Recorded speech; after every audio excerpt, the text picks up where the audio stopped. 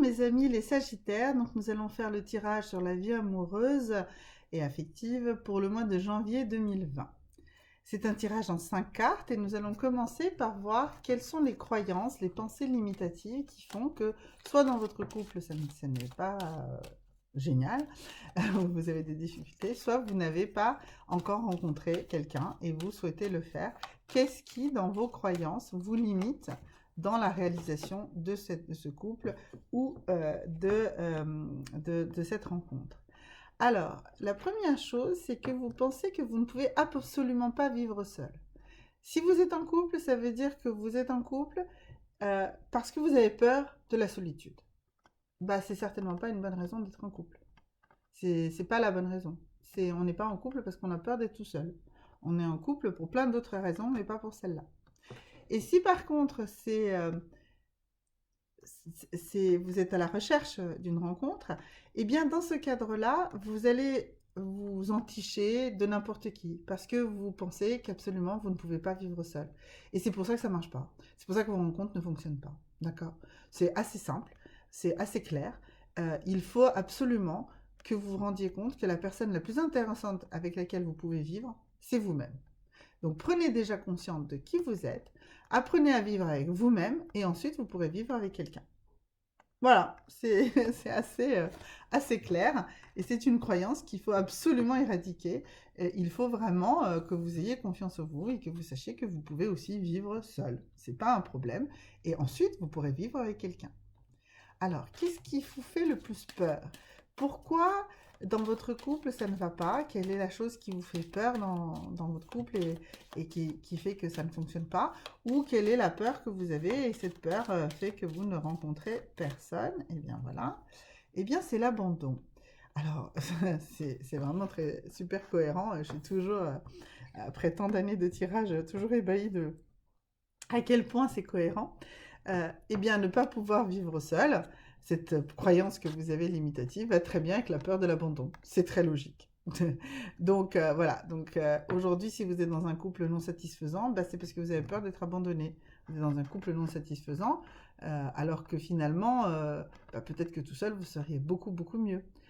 Par contre, vous avez eu certainement des expériences d'abandon et c'est une terreur profonde au fond de vous. Mais arrêter un couple non satisfaisant n'est pas une sensation d'abandon, d'accord? Et puis si votre couple est juste dans des petites turbulences, à ce moment-là, eh bien peut-être qu'il faut juste échanger sur cette peur de l'abandon, se rassurer sur le fait que l'autre ne va pas partir parce que vous ferez quelque chose qui vous convient mieux. Donc, rétablissez les turbulences de votre couple en vous disant qu'en prenant votre propre liberté, en ayant votre propre libre arbitre, eh bien, la personne ne vous abandonnera pas. D'accord? Si vous êtes dans une recherche d'une vie, d'une rencontre, d'un couple, voilà. Eh bien là, c'est pareil, c'est un petit peu comme tout à l'heure. Vous allez vous accrocher un peu à n'importe qui. Ou alors, vous n'allez vous accrocher à personne parce que vous dites de toute façon, il ou elle va m'abandonner et ça ne vaut pas le coup. D'accord?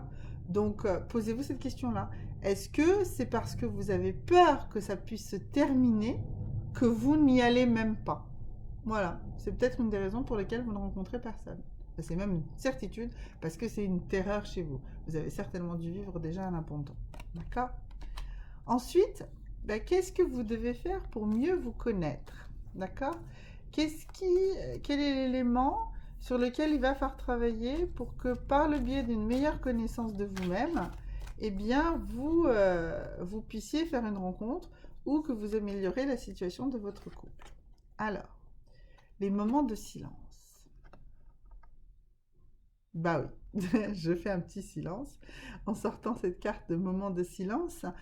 Eh bien, vous avez besoin de moments où vous ne parlez pas, où vous êtes juste dans le vide, dans le blanc, parce que ça va vous permettre de vous reposer un petit peu. Alors, si c'est dans le cadre d'un couple, eh bien, il y a besoin de moments. Alors, les moments de silence, c'est pas exactement comme les moments de solitude. C'est vraiment des moments où vous êtes juste en paix. Juste, il n'y a pas de livre, il n'y a pas de télé qui tourne, il n'y a pas de YouTube, il n'y a rien de tout ça. Vous êtes dans ce moment de silence, dans un vide blanc comme ça qui vous permet du repos. C'est vraiment du repos, mais un repos inactif. Pas un repos actif, pas un repos, allez, je me repose et je me tape un gros bouquin sur le développement de soi ou un truc comme ça. Non, non, c'est tout simplement du silence. Voilà, c'est vraiment ça qu'il vous faut. Ou si vous ne pouvez pas supporter un silence complet, eh bien, allez vous mettre sous un arbre, dans un endroit un petit peu tranquille, dans la forêt. Alors, je sais, là, on est au mois de janvier, il fait un petit peu froid. Alors, bah, trouvez un moment, un endroit dans votre maison, dans votre appartement, où vous allez être un petit peu dans le silence. Ou peut-être aller dans un endroit qui pourrait être silencieux. Une église, par exemple. Un temple quelconque. Un musée peut être très silencieux à certaines heures de la journée où il n'y a personne. Voilà. Donc ça peut être un moment de silence. Et si vous êtes par exemple dans dans un temple, eh bien ça peut être un moment de silence et du coup qui va vous permettre de faire une prière, de faire un vœu, quelque chose et de mettre une intention dans ce silence. D'accord?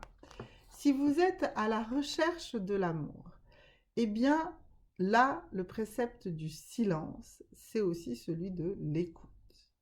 Ne parlez pas que de vous, ne pérorez pas sur vous tout le temps, mais écoutez dans le silence, observez dans le silence, voyez ce qui se passe autour de vous. D'accord? Et c'est comme ça que vous découvrirez la vraie profondeur de la personne.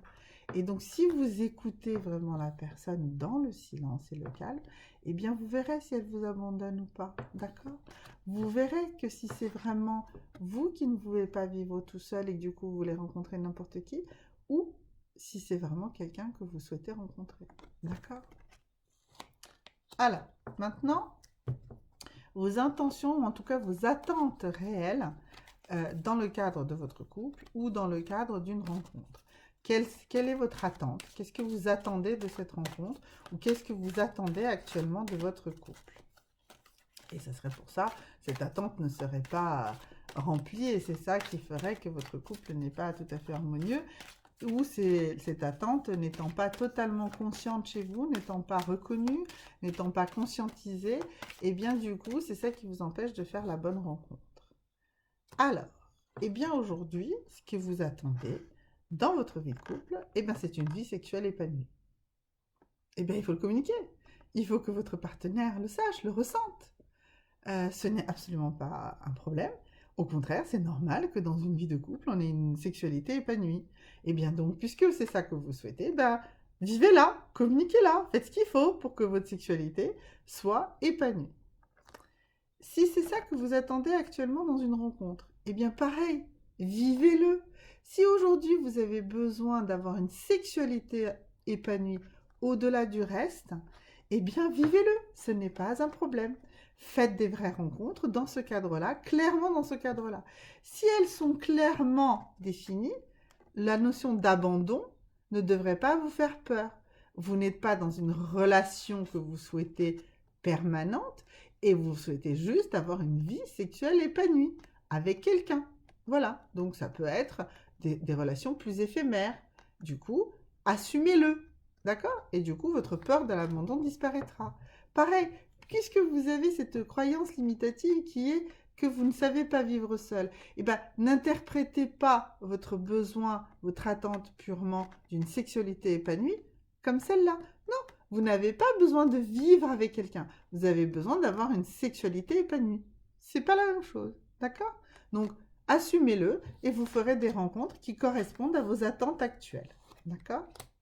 Qu'est-ce qu'il faut modifier? Quel est l'élément qu'il faut modifier dans votre comportement, dans votre connaissance de vous-même, dans votre façon de vivre les expériences, qui vous permettra justement d'appliquer le schéma qui vous permettra d'évoluer et soit d'aller mieux dans votre couple, soit de faire une rencontre. Alors, l'écoute.